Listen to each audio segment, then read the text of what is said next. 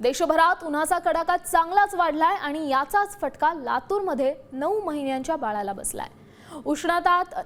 उष्णाचा ताण 9 महिन्याचा बाळाचा मृत्यू झालाय। औसा तालुक्यातील गोंद्री गावात ही घटना घडली आहे। आतापर्यंत उष्माघाताने लातूर जिल्ह्यात 2 जणांचा मृत्यू झालाय। तापमान 40 ते 41 अंशांवर पोहोचलंय। 4 दिवसांपूर्वी औराद शहाजनी इथं 60 वर्षीय शेतकऱ्याचा उष्माघाताने मृत्यू झाला होता।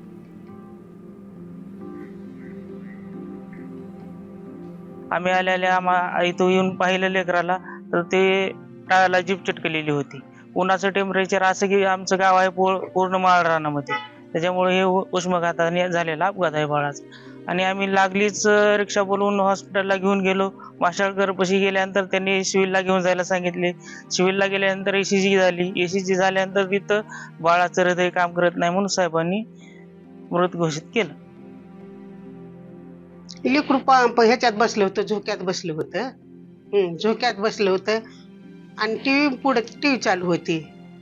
आता हळूहळू टीव्ही बघू लागते लेकरू आणि एकदमच शुटी म्हणल्यावर पडलं खाली, म्हणजे पाळण्यातच तिथंच।